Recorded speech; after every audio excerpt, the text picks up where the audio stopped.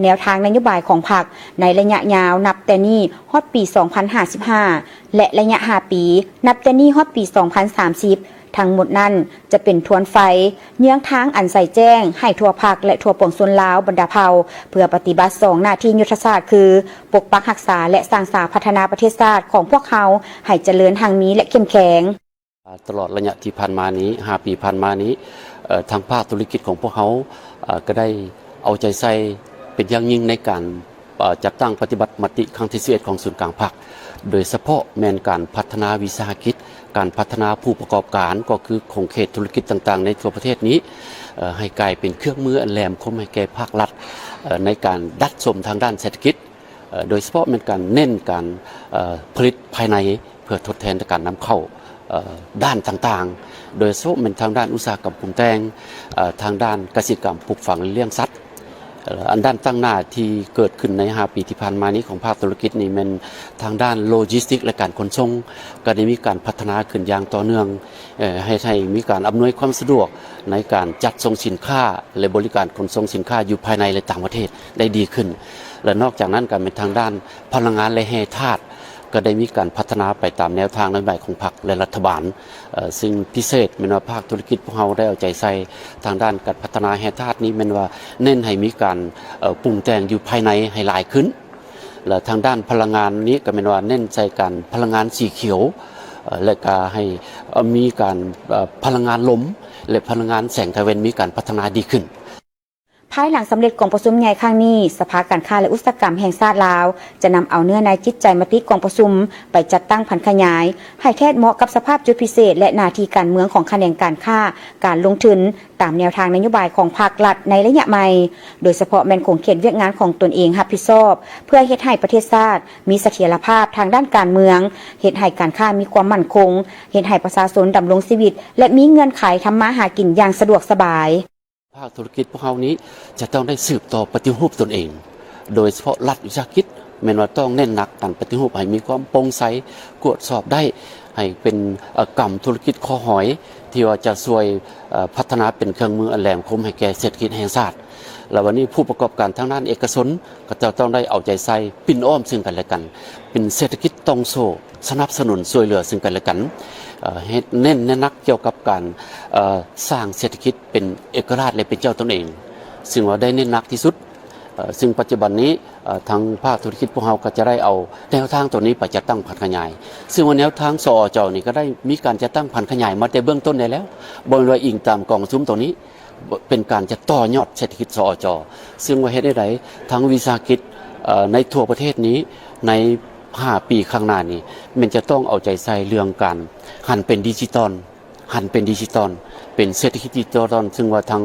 รัฐได้มอบหมายให้ภาคธุรกิจพวกเราเอาใจใส่ในนักตัวนี้และนอกนั้นก็เป็นพัฒนาเศรษฐกิจขนาดน้อยและขนาดกลางให้ขยายตัวขึ้นหลายเท่าตัวอันนี้เป็นว่าเป้าหมายที่ว่าพวกเราจะเอาแนวทางตัวนี้ไปพันขยายต่อและนอกจากนี้ก็เป็นว่าเรื่องการพัฒนาผู้ประกอบการนี้จะได้พัฒนาให้มันมีสีสันแบบใหม่ขึ้นอีกในโอกาสที่ทานรองประธานสภาการค้าและอุตสาหกรรมแห่งชาติลาวได้แสดงความขอบใจอวยพรให้บรรดาการนำพรรครัฐและผู้แทนกองประชุมใหญ่ตลอดถึงพนักงานสมาชิกพรรคในทั่วประเทศเว้ารวมเว้าเฉพาะในทั่วแขนงการค้าจงมีสุขภาพเข้มแข็งเพื่อพร้อมการจัดตั้งปฏิบัติมติกองประชุมใหญ่ผู้แทนทั่วประเทศครั้งที่12ของพรรคให้ปรากฏผลเป็นจริงตามระดับคาดหมายที่วางไว้นี่เป็นครั้งที่3ที่โครงการมหาวิทยาลัยอุนซันสาธารณรัฐเกาหลีได้ให้การช่วยเหลือพื้นฐานโครงล่างของเวียกงานการศึกษาซึ่งในปี 2025-2026 ทางโครงการแม่นได้ช่วยปุกห้องน้ำได้มูลค่าเกือบ60 ล้านกีบการมีส่วนร่วมในการช่วยเหลือพื้นฐานโครงล่างโดยเฉพาะก็แม่นการปลูกสร้างห้องน้ำให้กับโรงเรียนแม่นกิจกรรมอาสาสมัครเพื่อการศึกษาและได้เลือกเอาโรงเรียนที่ต้องการการปรับปรุงสภาพแวดล้อมและความช่วยเหลือที่แท้จริงจึงได้ให้การช่วยเหลือโรงเรียนแห่งนี้동막하이 초등학교의 교육 환경을 개선하는 것에도 저희는 관심이 있습니다. 그래서 예산을 절감을 해서 이 학교에 부족한 시설이 무엇인가를 파악을 했고 그 중에 하나가 화장실이라는 것을 저희들이 알게 되었습니다. 그래서 예산이 부족하지만 저희들이 아껴서 화장실을 새로 개축하는 것이 좋겠다. 그래서 화장실 건설 비용을 저희들이 지원하게 되었습니다. 예, 저희들이 해외 봉사를 할 때 교육의 효과가 가장 큰 학교를 선택을 합니다. 그래서 동막하이의 여러 초등학교 중에서도 교육 환경이 안 좋고 저희들의 교육 봉사가 필요한 학교를 저희들이 찾아봤습니다. 그래서 동막하이 초등학교가 저희들의 도움이 가장 필요한 학교라는 것을 저희들이 알게 되었고 추천을 받았고 그래서 동막하이 초등학교를 선택하게 되었습니다. ข้าพเจ้าก็รู้สึกภาคภูมิใจที่สุดโรงเรียนของพวกเราได้รับห้องน้ำหลังใหม่เพราะว่าผ่านๆมาโรงเรียนของพวกเราก็แม่นมีความลำบากเนาะห้องน้ำบ่เพียงพอกับจำนวนนักเรียนเนาะห้องน้ำก็เปเพแล้วก็ถือว่ามื้อนี้แม่นพวกเราได้รับห้องน้ำหลังใหม่ให้พวกน้องได้สามารถสวมใส่เนาะแล้วก็พวกเราขอให้คำมั่นสัญญาว่าพวกเราจะปกปักรักษาและการนำไส้ให้เกิดประโยชน์สูงสุดเนาะจะรักษาอนามัยแนะนำลูกหลานนั่นแหละเนาะให้ในการปกปักรักษาบ่ให้มั่างเพบ่ให้ทำลายให้สามารถนำมาใส่ได้ในระยะยาวต่อไปแล้วก็ขอบใจทั้งโครงการเพื่อนเนาะหรือว่าโรงเรียนจากทางวิทยาลัยคุณสั้นที่ได้ให้การช่วยเหลือพวกเขาหันมาตลอดแล้วก็หวังอย่างยิ่งว่าในอนาคตเนาะทางจะให้การช่วยเหลือพวกเขาแบบนี้ตลอดไปการมีห้องน้ำที่ถูกหลักอนามัยและมีความสะอาดบ่เพียงแต่ช่วยสร้างสิ่งแวดล้อมที่ดีในโรงเรียนแต่ยังช่วยส่งเสริมสุขภาพสุขอนามัยของนักเรียนครูอาจารย์และบุคลากรทางการศึกษาทั้งเป็นการลดผ่อนความเสี่ยงจากพยาธิต่างๆนอกจากนั้นการช่วยเหลือดังกล่าวยังเป็นการสะท้อนให้เห็นถึงความเอาใจใส่ต่อการเป็นการศึกษาและพัฒนาเด็กน้อยอย่างรอบด้านซึ่งเป็นพื้นฐานที่สำคัญในการสร้างทรัพยากรมนุษย์ให้มีคุณภาพในอนาคตการแสดงดังกล่าวได้จัดขึ้นในค่ำคืนของวันที่ 9 มกราคม 2026 ที่สนามกีฬาหลัก 16 เมืองเศรษฐนีนครหลวงวิจันทร์ให้เกียรติเข้าร่วมโดยมีท่านทองดุลศรีสุริตเลขาธิการใหญ่คณะบริหารงานศูนย์กลางพรรคประชาชนปฏิบัติลาวประธานประเทศแห่งสาธารณรัฐประชาธิปไตยประชาชนลาวพร้อมด้วยภรรยานอกนี้ยังมีการนำผักลัดพันธุ์สูงจากสาธารณรัฐประชาธิปไตยประชาชนลาว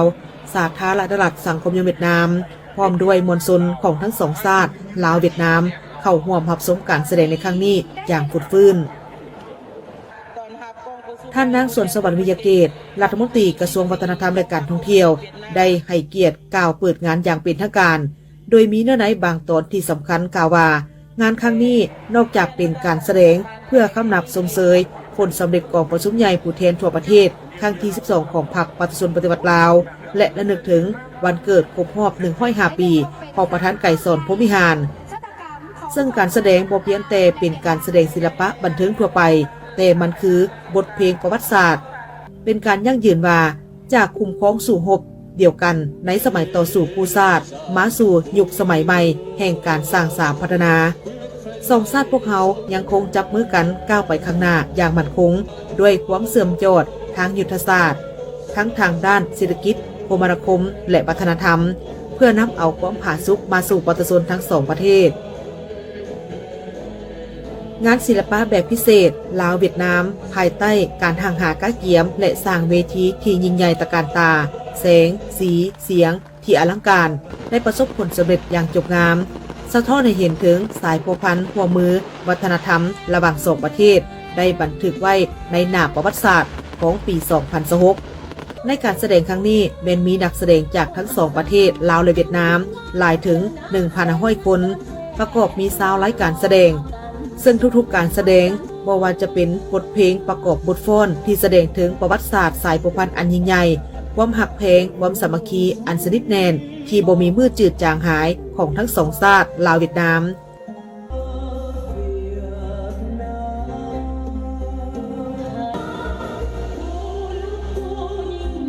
การแสดงไฟแสงสีเสียงที่อลังการประกอบเป็นรูปภาพที่พรรณนาถึงสถานที่ประวัติศาสตร์ภูมิลำเนาวิธีการดำรงชีวิตของประชาชนลาวบรรดาเผ่าในอดีตสู่ปัจจุบัน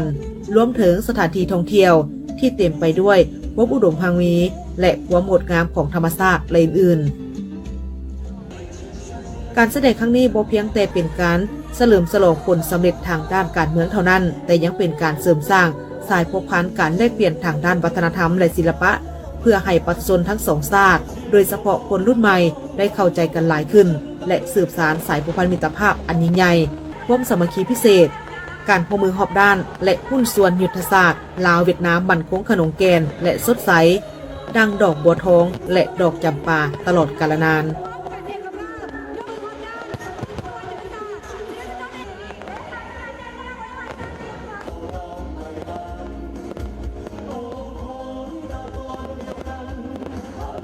พิธีจัดงานบุญปุดปีบุญเต็กนืนบ้านโดนสะอาดเมืองลาวแขวงอุดมไซองค์การปกครองบ้านพร้อมด้วยพ่อแม่ประชาชนบ้านโดนสะอาดเมืองลาวแขวงอุดมไซได้จัดงานบุญปุดปีบุญเต็กนืนขึ้นในวันที่9 มังกร 2026 นี้ในโอกาสงานบุญดังกล่าวทานนางจันเพ็งสุริยานุนในบ้านโดนสะอาดก็ได้มีคำเห็นว่าเพื่อรักษาเอกลักษณ์วัฒนธรรมอันดีงามของศาสตร์ก็คือของเผ่ากุมุพิพันธ์กับการสรุปผลสำเร็จของการเข้าร่วมงานแข่งขันทรงเหือของเมืองในกลางเดือนตุลาคม 2025 ที่ผ่านมาซึ่งหน่วยสาวหนุ่มและหน่วยเมยิงบ้านโดนสะอาดสามารถยัดชิงรางวัลพร้อมกล่าวย่องโยทุกภาคส่วนที่ได้เต้าโฮมความสามัคคีจัดงานบุญปีใหม่ของชนเผ่าขึ้นในครั้งนี้เคียงคู่กับการสืบสานฮิตของประเพณีอันดีงามของชาติเว้ารวมเว้าเฉพาะก็คือของเผ่ากุมุในพิธีได้ดำเนินตามวาระเป็นต้นเมนเท่าเกแนวโฮมองค์การปกครองและชาวบ้านได้เหตุพิธีกรรมทั้งศาสนาโดยได้จัดบาสีสู่ขวัญเพื่อเป็นการอวยพรในปีใหม่ให้มีความอยู่เย็นเป็นสุขและความเจริญรุ่งเรืองมาสู่ทุกสิ่งจากนั้นผู้เข้าร่วมก็ได้ร่วมหัดชมไลฟ์แสดงศิลปะวรรณคดีพื้นเมืองของเผ่าเป็นต้น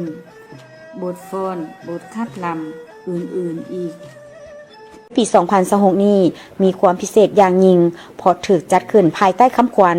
พัฒนาพื้นฐานโครงสร้างดิจิตอลและสร้างแรงงานดิจิตอลของสาธารณรัฐประชาธิปไตยประชาชนลาวให้เข้มแข็งและยืนยงพวกเฮาเฉลิมฉลองวันนี้โดยความภาคภูมิใจโดยสืบต่อมูลเสื้ออันสง่าราศีจากผลสำเร็จของการเฉลิมฉลอง3วันประวัติศาสตร์ที่หากผ่านพ้นไปในปี 2025 คือวันสร้างตั้งพรรคครบรอบ70 ปีวันสถาปนาสาธารณรัฐประชาธิปไตยประชาชนลาวครบรอบ50 ปีและวันเกิดประธานไกรสอนพรหมวิหารครบรอบ105 ปีบนพื้นฐานแห่งไซสนะดังกล่าวปี 2026 ยังถือเป็นปีริเริ่มของแผนพัฒนา5 ปีครั้งที่9ปี 2026 ยังถือเป็นปีริเริ่มของแผนพัฒนา5 ปีครั้งที่ 4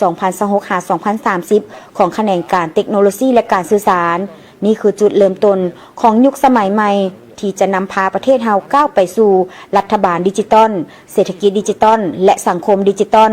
อย่างเต็มรูปแบบโดยการหันเอานวัตกรรมและเทคโนโลยีอัจฉริยะมาเป็นกำลังการผลิตใหม่เพื่อยกสูงบทบาทของชาติลาวในเวทีภาคพื้นและสากลให้นับมือนับพ้นเด่นขึ้น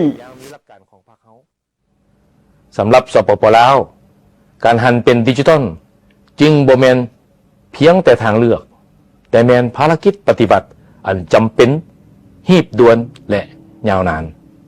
ที่ต้องดำเนินอย่างเป็นเจ้าการเพื่อยกระดับประสิทธิภาพการผลิตและการบริการให้มีคุณภาพใหม่การหันเป็นดิจิตอลในทุกขงเขตเศรษฐกิจสังคมตามแนวทางเปลี่ยนแปลงใหม่อย่างมีหลักการของพรรคเฮา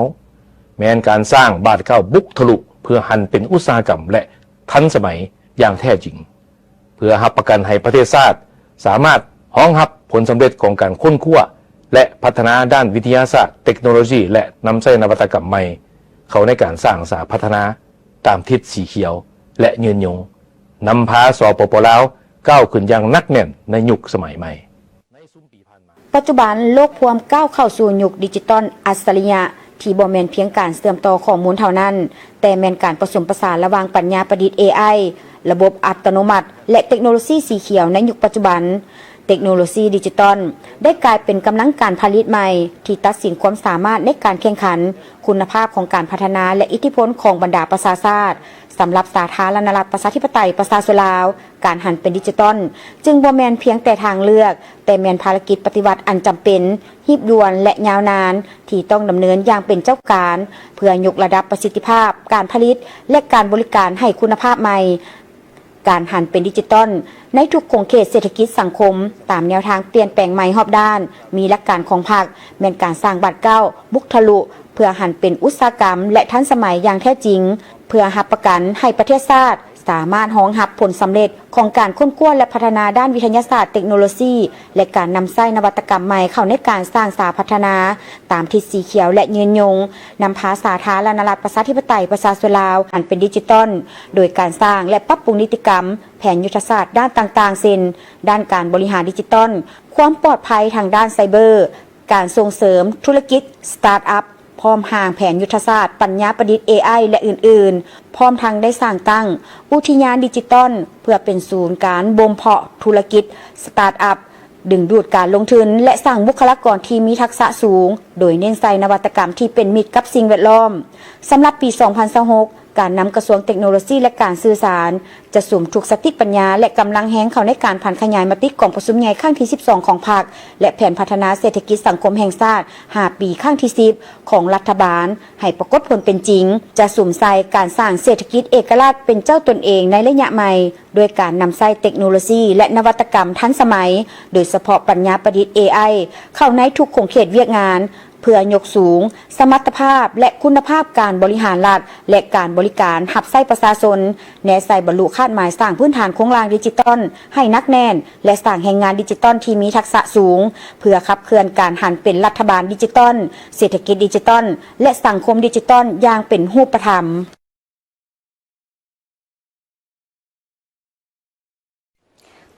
ศูนย์วัฒนธรรมจีนประจำลาวจัดกิจกรรมภายใต้หัวข้อสบายดีประเทศจีนเพื่องานโฆษณาการท่องเที่ยวฤดูหนาวเข้าร่วมกิจกรรมครั้งนี้มีทานวีระบงเลขาเอกแผนกการเมืองสถานทูตสาธารณรัฐประชาชนจีนประจำสาธารณรัฐประชาธิปไตยประชาชนลาวท่านเฉลิมคำแพงวงศ์รองประธานสมาคมธุรกิจท่องเที่ยวลาวท่านจู่ยี่ปินอำนวยการสำนักงานขายสายการบินไชน่าเชาเทิร์นแอร์ไลน์ประจำนครหลวงวิจันทร์พร้อมด้วยภาคส่วนที่เกี่ยวข้องท่านนางโจซุลี่ต่างหน้าศูนย์วัฒนธรรมจีนประจำลาวไคฮู้วาศูนย์วัฒนธรรมจีนประจำสาธารณรัฐประชาธิปไตยประชาชนลาวได้จัดงานโฆษณาการท่องเที่ยวขึ้นในครั้งนี้เพื่อเป็นทางเลือกให้แก่นักท่องเที่ยวที่มีจุดประสงค์อยากไปท่องเที่ยวที่ประเทศจีนโดยเฉพาะโลกแห่งน้ำแข็งและหิมะในฤดูหนาวของประเทศจีนความสัมผัสกับความงามของหิมะที่ให้ความเพลิดเพลินให้ความสุขและสร้างความทรงจำอันแสนงดงามร่วมกัน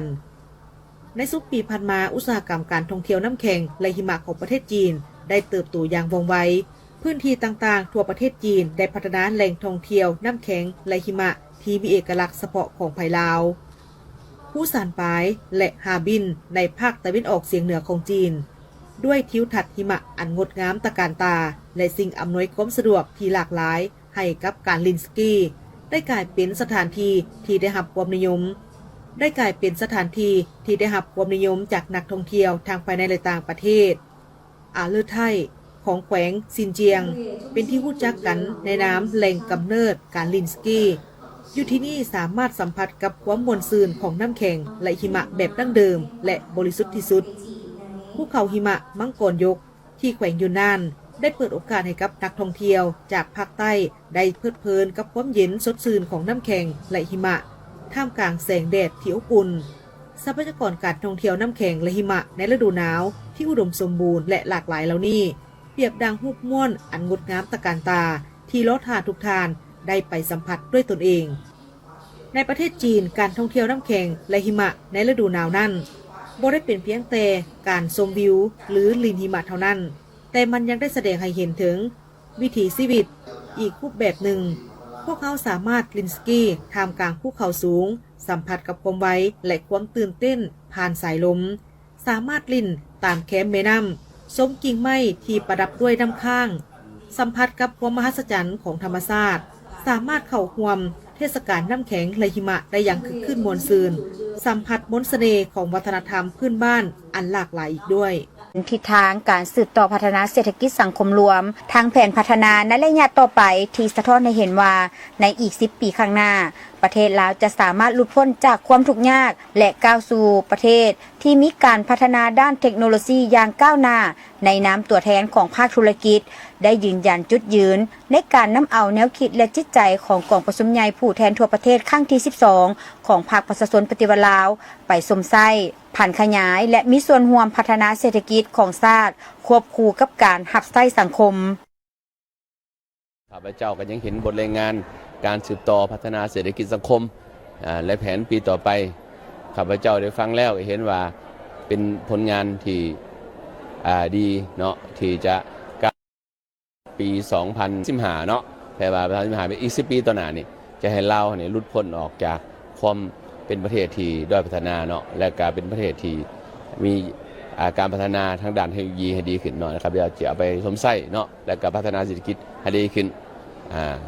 แล้วก็จะนำกองประชุมครั้งนี้ไปเพื่อพัฒนาขยายต่อเศรษฐกิจของแห่งชาติระดับชาติเนาะข้าพเจ้าก็ขอแสดงความขอบใจมายังหน้าที่กองประชุมหน้าที่นี้แล้วก็ขอขอบใจสื่อมวลชนแล้วก็ขอบใจการนำภาครัฐที่ให้โอกาสข้าพเจ้าได้มาวันนี้แสดงขอบใจกับขอขอบใจพร้อมนี้สหายเอกพันธ์ภัพิทักษ์ได้ต่างหน้าให้ภาคธุรกิจได้แสดงความขอบใจเป็นอย่างสูงถึงการนำภาครัฐที่ให้ความไว้วางใจและเปิดโอกาสให้ภาคธุรกิจได้เข้าร่วมกองประชุมใหญ่ผู้แทนทั่วประเทศครั้งที่12ของพรรคประชาชนปฏิวัติลาวในครั้งนี้พร้อมแล้วที่จะนำเอาเนื้อในของกองประชุมไปพันขยายให้ปรากฏผลเป็นจริงหัวหน้าแผนกโยธาธิการและขนส่งแขวงสวรรณเขตจะนำเอาห่างรายงานการเมืองของกองประชุมใหญ่ผู้แทนทั่วประเทศครั้งที่12ไปพันขยายและจัดตั้งปฏิบัติในสุมปีต่อหน้าให้ปรากฏผลเป็นจริงสหายคำพองสมวิจิตรกรรมการพรรคแขวงเลขาคณะพรรคหักฐานหัวหน้าแผนกโยธาธิการและขนส่งแขวงสวรรณเขตได้ให้สัมภาษณ์ผ่านสื่อมวลชนเนื่องในโอกาสเข้าร่วมกองประชุมใหญ่ผู้แทนทั่วประเทศครั้งที่12ของพรรคประชาชนปฏิวัติลาวว่ารู้สึกดีใจและภาคภูมิใจที่ได้เข้าร่วมกองประชุมในครั้งนี้ซึ่งเห็นได้ว่ากองประชุมแม่นสุดที่มีความหมายความสำคัญของพรรคของชาติเฮาผ่านการรับฟังบทรายงานการเมืองเห็นว่าเป็นโครงสร้างที่มีความหมายสำคัญและเป็นยุทธศาสตร์ที่พรรคของพวกเฮาจะได้เป็นบอนอิงเป็นเข็มซี่ทิศเยื้องทางเป็นทวนไฟที่เยื้องทางให้พวกเฮาจัดตั้งปฏิบัติในสุมปีต่อหน้านี้ฉะนั้นสำหรับคะแนนการโยธาธิการและขนส่งแขวงสวรรณเขตของพวกเฮาหลังจากสำเร็จกองประชุมในครั้งนี้จะนำเอาไปพันขยายและเป็นบอนอิงในการจัดตั้งปฏิบัติเข้าในเวียกงานพัฒนาพื้นฐานโครงล่างภายในแขวงสวรรณเขตว่าเป็นมินิหมายและว่าเป็นสิ่งสำคัญหลายเนาะฉะนั้นผ่านการรับฟังการบทรายงานการเมืองห้างรายงานการเมืองที่ทางประธานกรมประชุมได้ผ่านไปเห็นว่าเป็นโครงห้างที่มีความหมายสำคัญและเป็นยุทธศาสตร์เนาะที่พรรคพวกเราจะได้เป็นบนอิงเป็นเข็มซีทิศเยียงทางมาเป็นทวนไฟที่เยียงทางให้พวกเราจะตั้งปฏิบัติในสุมปีในต้นหน้านี้ฉะนั้นสำหรับคะแนนการโยธาสวรรณเขตของพวกเราเนาะหลังจากสำเร็จกองประชุมในครั้งนี้ก็คาดว่าจะนำไปพันขยายเนาะและก็เป็นบทอิงในการจะตั้งปฏิบัติเข้าในเวียกงานพัฒนาพื้นฐานของล่างโดยเฉพาะในแขวงสวรรณเขตในโอกาสเข้าร่วมกองประชุมใหญ่ผู้แทนทั่วประเทศครั้งที่12ของพรรคประชาชนปฏิวัติลาวขออวยพรไซอันประเสริฐให้บรรดาผู้แทนการนำพรรครัฐและแขกผู้มีเกียรติทุกคนมีสุขภาพแข็งแรงและขอให้กองประชุมใหญ่ผู้แทนทั่วประเทศครั้งที่12ของพรรคประชาชนปฏิวัติลาวประสบผลสำเร็จอย่างสง่างามหัวหน้ากลุ่มตำรวจจราจรกระทรวงป้องกันความสงบได้แถลงข่าวต่อสื่อมวลชนเกี่ยวกับการปฏิบัติหน้าที่ติดตามวันอันตรายและงานที่พวกเราเฉลิมฉลองส่งท้ายปีเก่าต้อนรับปีใหม่ปี2026ซึ่งมีอุบัติเหตุทางถนนเกิดขึ้นทั้งหมด172กรณีมีผู้เสียชีวิต23คนในระยะเฉลิมฉลองส่งท้ายปีเก่า2025และต้อนรับปีใหม่2026หรือระยะ5วันอันตรายนับแต่วันที่29ธันวาคม2025 52มังกร2026ทั่วประเทศมีอุบัติเหตุเกิดขึ้นทั้งหมด172กรณีเพิ่มขึ้นจากปีกาย2กรณีพาหนะเปเพ302คันลดลง13กรณีคนได้รับบาดเจ็บ277คนลดลง2คนมีคนเสียชีวิต3คนหญิง8คนเพิ่มขึ้น6คนสำหรับอยู่นครหลวงเวียงจันทร์ระยะ5วันอันตรายมีอุบัติเหตุเกิดขึ้น39กรณีเพิ่มขึ้น19กรณีพาหนะเปเพ75คันเพิ่มขึ้น32คันคนได้รับบาดเจ็บ49คนเพิ่มขึ้น26คนมีผู้เสียชีวิต9คนหญิง3คนเพิ่มขึ้น8คนสำหรับแข็งที่เกิดอุบัติเหตุหลายกว่าหมู่กับแม่นแข็งกับแม่นนครหลวงอีกกัน2แม่นสวรรณเขตเนาะเกิดขึ้นอยู่23ราย3แข็งอีกกัน16ราย4หลวงพระบาง15 5อัตตปือ15ถือว่าอัตตปือนี่ก็เป็นแข็งคนเมืองบ่หลายเนาะแต่ว่าในนี้ก็เห็นว่าเกิดอุบัติเหตุจำนวนหลายอยู่แข่งที่มีคนเสียชีวิตหลายก็คือได้ทำโพลเอากันมันนครหลวงเนาะมีเก้าคนเพราะว่ามีลักษณะเสียชีวิตเป็นหมู่เนาะคือดังมือวันที่29เนาะอุบัติเหตุรถจักรตำท้ายรถบรรทุกเสียชีวิต3คนขี่ซ้อนกัน2คนเราพวกขังผู้ขับก็เป็น3คนแล้วในนั้นก็รถยนต์ตามท้ายรถทีบ2คนแล้วแข่งสวรรค์เขตห้องอันดับต่อมาเสียชีวิต4คนแข่งชัยบุรีแข่งหลวงพาเสียชีวิต2คนเราแข่งละ2คนนอกนั้นยังมีอุดมไซมีบ่อแก้วหลวงพระบางไสสมบูรณ์จำปาสักเสกงแข่งละ1คนและงานการเฉลิมฉลองทรงท้ายปีเก่า2025และต้อนรับปีใหม่สากล2026คณะภาคคณะกรมตำรวจจราจรสมทบกับกรมขนส่งกระทรวงโยธาธิการและขนส่งได้เอาใจใส่ลงติดตามกฎกาและสุกยุเจ้าหน้าที่ตำรวจจราจรที่ลงปฏิบัติหน้าที่อยู่แต่ละจุดกฎกานอกนี้เจ้าหน้าที่ตำรวจจราจรยังมีการโฆษณาเผยแพร่ปลุกจิตสำนึกให้เคารพกฎระเบียบจราจรในขอบเขตทั่วประเทศโดยได้ลงโฆษณาอยู่โรงเรียนสำนักงานองค์การตาม3แยก4แยกและเส้นทางที่สำคัญมีการติดป้ายโฆษณาปลุกจิตสำนึกตามเส้นทางและสถานที่สำคัญต่างๆโดยความรับผิดชอบสูงผ่านการจัดตั้งปฏิบัติเวียกงานตัวจริงพบเห็นผู้ละเมิดกฎระเบียบจราจรในทั่วประเทศทั้งหมด 1,177 คนได้ศึกษาอบรม816คนกรณีละเมิดหลายกว่าหมู่แม่นบ่มีใบอนุญาตขับขี่209กรณีบ่ใส่หมวกกันกระทบ191กรณีบ่มีใบกวดกาเทคนิค119กรณีดื่มสิ่งมึนเมาแล้วขับขี่20กรณีและกรณีอื่นๆ639กรณีเส้นทางที่เกิดอุบัติเหตุในขอบเขตเส้นทางเกิดอุบัติเหตุมันขอบเขตอยู่ในเทศบาลเกิดจำนวนหลายมี113รายกับมีผู้เสียชีวิต18คนนอกเทศบาล19รายเสียชีวิต5คนอันนั้นมันถือว่าขอบเขตเส้นทางที่มันเกิดอุบัติเหตุเส้นทางอยู่ในนี้มีอยู่เส้นทาง13เหนือ5รายเส้นทาง13ใต้6รายแล้วก็เส้นทางหลวงของแข็ง46รายเส้นทางของเมือง29รายสาเหตุที่พาให้เกิดอุบัติเหตุยังแม่นลักษณะคือเก่าโดยเฉพาะแม่นปัญหาความไวการนำใช้ความไวเกินใน59กรณีหรือว่าหลายเสียชีวิต11คนดื่มสิ่งมึนเมา32กรณีเสียชีวิต5คนบ่ปล่อยสิทธิ์33กรณีเสียชีวิต4คนอันนี้มันสาเหตุที่ว่าพาให้เกิดอุบัติเหตุกรณีพาหนะร่วมเกิดอุบัติเหตุนี้รถจักรตำรถยนต์ใน49รายมีผู้เสียชีวิต4คนรถจักรตำรถจักรนี่43รายมีผู้เสียชีวิต4คนรถจักรล้มเองนี่มี10รายเสียชีวิต1เนาะรถจักรตำรถบรรทุกมี6รายเสียชีวิต3 สาเหตุหลักที่พาให้เกิดอุบัติเหตุแม่นมาจากการดื่มสิ่งมึนเมาแล้วขับรถใส่ความไวเกินกำหนดบ่ปล่อยซีทเปลี่ยนทิศทางบ่รับประกันสิงขึ้นหน้าบ่รับประกันสภาพเทคนิครถและอื่นๆเวลาเกิดอุบัติเหตุส่วนหลายเป็นตอนกลางเว้นและกรณีเกิดอุบัติเหตุส่วนหลายแม่นรถจักรต่ำรถใหญ่เฮ็ดให้เสียชีวิตเป็นอันดับหนึ่งรองลงมาแม่นล้มเองและอื่นๆพร้อมนี้ทานยังได้เรียกร้องให้ทุกภาคส่วนการจัดตั้งภาครัฐและเอกชนจงเป็นเจ้าการศึกษาอบรมแนะนำให้เคารพกฎจราจรผู้ขับขี่จงมีสติในเวลาขับขี่พาหนะจงปฏิบัติกฎจราจรอย่างเข้มงวดลดพรการนำไส้ความไว้เกินกำหนดดื่มบ่ครับส่วนผู้ปกครองก็ช่วยแนะนำตักเตือนติดตามลูกหลานของตนเองในการขับขี่พาหนะเพราะปัจจุบันยังเห็นมีหลายนักเรียนขับขี่รถจักรบ่ใส่หมวกกันกระทบและแล่นรถไว้ในตัวเมือง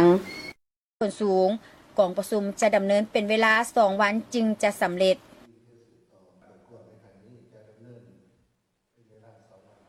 ได้มีกองประชุมเวียกงานอัยการประชาชนทั่วประเทศประจำปี 2025 และก็กองประชุม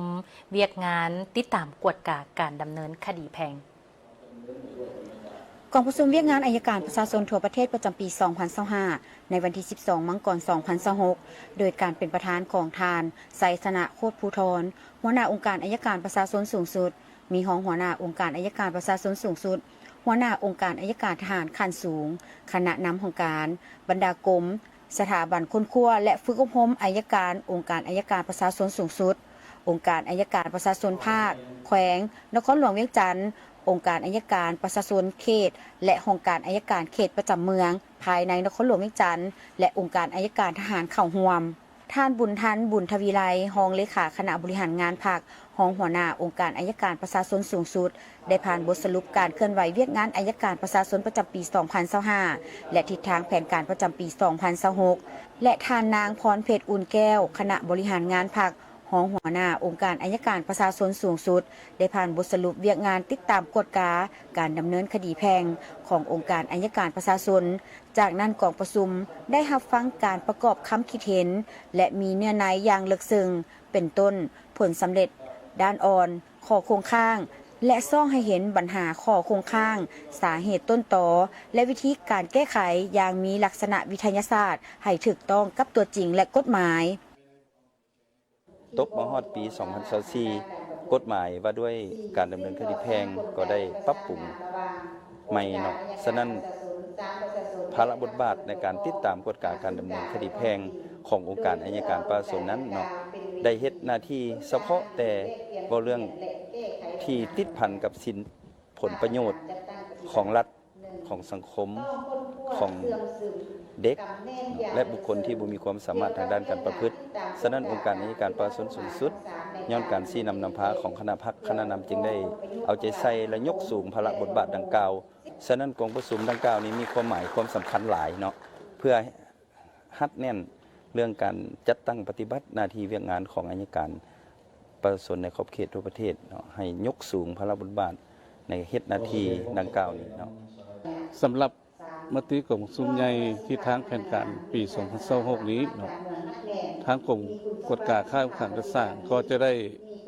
เอาไปพันขยายเข้าในเวียกงานประจำในปี 2026 ซึ่งจะมีการแบ่งเวียกแบ่งงานเฮ็ดเป็นสร้างเป็นแผนการเฮ็ดเป็นกิจกรรมละเอียดและแบ่งอำนาจให้องค์การอัยการประชาชนขั้นท้องถิ่นเป็นเจ้าการด้วยตนเองหันเข้าทูสั้นสมัยทีละก้าวพร้อมกันนี้ก็ให้องค์การอัยการคันลุ่มนั้นเป็นเสนาธิการให้องค์การอัยการประชาชนสูงสุดอย่างแข็งแรงอันนี้แม่นครับเห็น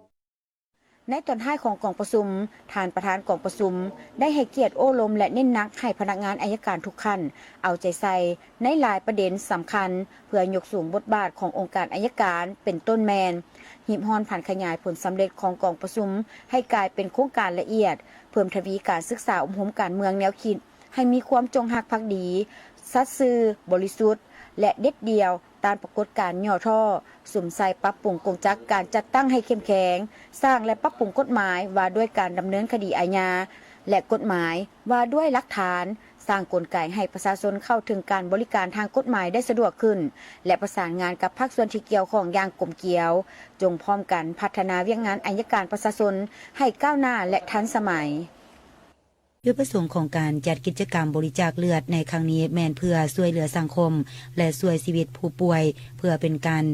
ส่งเสริมน้ำใจดีงามและจิตสำนึกในการช่วยเหลือสังคมที่กำลังขาดแคลนเลือดในห้องหมอแห่งต่างๆทั่วประเทศโดยเฉพาะแม่นภายในแขวงบุรีรัมย์ไซ